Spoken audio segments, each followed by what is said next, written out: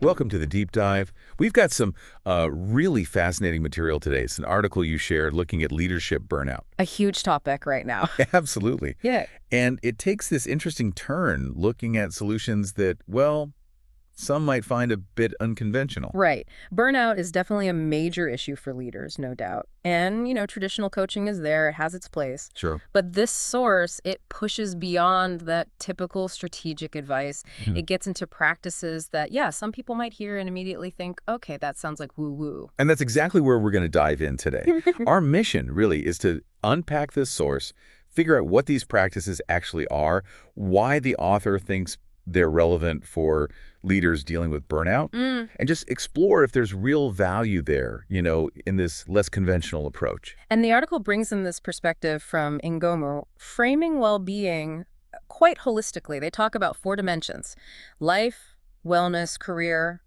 and soul. Oh, okay. And the key idea is that they're all connected. You can't really pull one out and treat it in isolation. They all impact a leader's state. And that sets up the core tension. Right. The source highlights how some leaders really click with this integrated view. Yeah, it resonates. But others push back. They want the, quote, good old-fashioned leadership coaching and dismiss the rest. Labeling it, ooh. Exactly. So this deep dive is really about exploring that perspective. The idea from the source that maybe there's something genuinely powerful in that so-called woo-woo space we shouldn't just write off. Okay, so maybe before we get into the woo-woo part, let's just ground ourselves. What is burnout, according to this source? Good point. It uses the World Health Organization's definition, basically a syndrome from chronic workplace stress that just hasn't been managed effectively. Right. And it's definitely more than just feeling a bit stressed or tired. The article pulls out 3 key things. Yeah. You've got that deep emotional exhaustion first. Then there's cynicism, or feeling really detached from your work. Like you're just going through the motions. Totally. And third, a drop in professional efficacy, that feeling like you're just not effective anymore, not performing well. And the scale of this is, wow, it's huge. The source points to a 2023 Deloitte survey. Nearly 77% of professionals said they've experienced burnout. 77%. That's staggering. Almost everyone you work with, potentially. It's incredibly pervasive. And the article makes a really strong case for why executives, leaders might be particularly susceptible. Makes sense. You've got that constant high-stakes decision-making stress day in, day out. Right. The pressure. Plus the isolation that can happen at the top. And, that pressure to always seem resilient, always strong. Even when you're completely drained. Right. Running on empty, as they say. Exactly.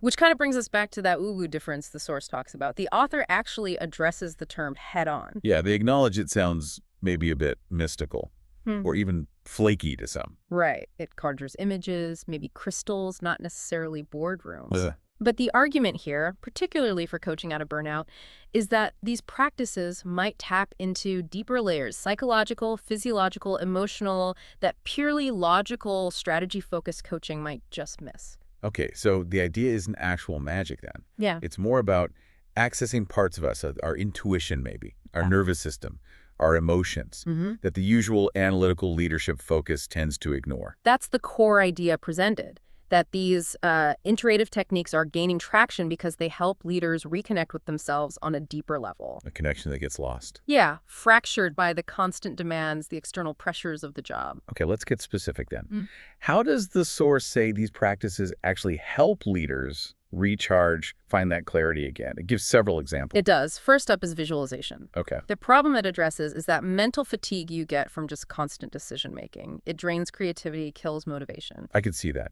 So the practice is guided visualization, like mentally rehearsing something. Exactly. Or imagining calm places, successful outcomes. The source gives a specific example that was quite vivid. Oh yeah, I remember that one. The tech exec. That's the one. Working 70-hour weeks, creativity just tanking. Wow. And the article says by visualizing his ideal leadership day every morning, really getting into the details, he started feeling clearer, more confident in his decisions.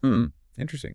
And the practical tip they offered was super simple. Yeah, just close your eyes 5 minutes each morning, visualize your day unfolding calmly, clearly, challenges getting resolved easily. Worth a try. Okay, what's next? Breathwork. The issue here is that chronic stress keeps the sympathetic nervous system, your fight or flight response, constantly switched on. Leaving you feeling wired, reactive. Exactly. So conscious breathing techniques, they mentioned box breathing, alternate nostril breathing are presented as ways to deliberately activate the parasympathetic system. The rest and digest system. Right. Promoting relaxation, recovery, and the example for this one was quite dramatic. The lawyer, right, with the panic attacks. Yes, the law firm partner having daily panic attacks. The source claims that by adding breathwork to her routine, her episodes dropped significantly in just 2 weeks. She started sleeping better. That points to a direct impact on the nervous system. It really does seem to. And try this tip. Practice box breathing. Inhale for 4, hold 4, exhale 4, hold 4, just for 2 minutes. Before something stressful or even before bed. Seems very accessible. Totally. Next, the source moves into slightly different territory, oracle cards and symbolic tools. Okay, this sounds more like the woo-woo people might think. It might, yeah. The problem identified here is how burnout can disconnect leaders from their intuition, their inner voice, their core values. So the practice uses things like cards or maybe journaling prompts as triggers. Exactly, as ways to get past the surface stress and tap into subconscious patterns, maybe uncover hidden insights. And the example was a COO. Yeah, a COO at a retreat pulls a card about boundaries, and this seemingly simple thing sparks a big realization about how much they were overcommitting, which then led to actually restructuring their schedule, building in time for recovery, for deep work, directly tackling the burnout. So the card was just a catalyst for self-reflection. That's how it's framed. And the suggestion for you to try this, use a card deck if you have one, or just a journaling prompt, something like, what do I need to let go of this week? Just creating that pause for reflection. The author mentioned they do nightly journaling with prompts. Yeah, they find it personally helpful. Then there's energy alignment. This one definitely pushes the boundaries for some. Okay, intrigued. What's the problem it's meant to address? The source suggests it tackles the hidden emotional buildup like resentment, overwhelm, guilt that can apparently underlie the physical symptoms of burnout. And the practice involves? Things like chakra balancing, sound healing, even intuitive movement. The idea is using nonverbal methods for emotional release and getting back into alignment, energetically speaking. Yeah, the example was a marketing VP. Yes.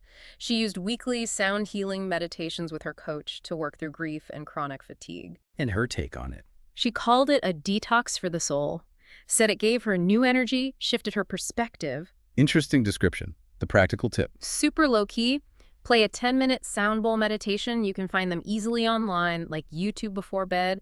And just notice if you feel any shifts in your energy. No pressure. Just observe. Okay. And the last category. Rituals and nature-based practices. Ah, okay. The disconnection here is framed as being cut off from nature, from natural rhythms, from genuine rest things that often get sacrificed in leadership roles. Totally see that. So the practice is about consciously creating grounding rituals. Exactly. It could be morning journaling, walking meditations outside, maybe reflecting around the new or full moon. It's about intentionally creating mindful moments for recovery and setting intentions. And the example shared. A startup founder. They started a monthly new moon journaling ritual, became their dedicated time to set intentions, check in on their well-being. And it helped? The source says it significantly improved their emotional regulation, made it a crucial habit. Makes sense, having that regular check-in. And the suggestion for listeners? Start a simple weekly Sunday reset. Maybe light a candle. Write down 3 things to release from the week, 3 things to focus on for the next, and 1 gratitude. Nice. Simple structure. The author also mentioned their own practice of evening journaling and morning meditation for intention setting. Right. So if we zoom out from these individual practices, why does the source argue they're effective, especially for leaders hitting burnout? It pulls together a few key reasons. And it's not just about willpower, is it? The core message seems to be that resilience isn't just pushing through. Not at all. In this context, it's really framed as being about recovery, about alignment, about renewal, not just endurance. So what are the mechanisms the source points to? Well, it suggests these practices help shift leaders from being on autopilot to being truly present. Okay. They help regulate stress responses at the level of the nervous system, like with the breath work. Right, the physical connection. Yeah. They also help reconnect people with their deeper sense of purpose, their self-trust, and they can invite creativity and spaciousness back into minds that feel totally overloaded. It really brings home that point from the source, doesn't it? that the biggest challenges leaders face aren't just strategic. They're deeply human. Yeah. They require maybe a more holistic human approach. And the final message from the article is actually quite empowering, I think. Which is? That burnout doesn't have to be the price you pay for success at a high level. That's a hopeful message. It suggests that maybe by being open to a wider range of tools. Right. Blending the science and the spirit, the data and the intuition, the structure and the soul. Leaders can find a path forward that's more sustainable and maybe even more fulfilling. That seems to be the core suggestion, and a really important point they make is you don't have to fully buy into the philosophy behind every single practice. You don't need to become a true believer overnight. Exactly. The invitation, as the source puts it, is just to be open. Be curious. Explore what might help you feel more like yourself again. Okay, so we've covered a lot of ground here, tracing the arguments in this source material. We look at burnout itself, explored why conventional approaches might sometimes fall short.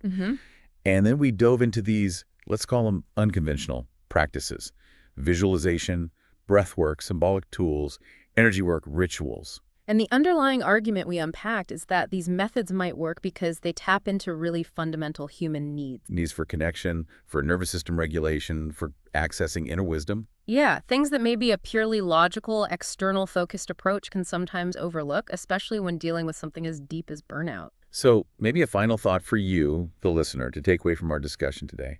Just consider this possibility, that the solutions to huge challenges like burnout might not only lie in tweaking external strategies or managing your time better. Although those things can be important too. Of course. But maybe real lasting solutions also involve actively cultivating your internal state of being. So the question becomes, what does that phrase, feeling like yourself again, actually mean to you? Good question. And what kinds of practices, whether they seem conventional, unconventional, maybe somewhere in between, might be worth exploring, just to see if they help you get closer to that feeling.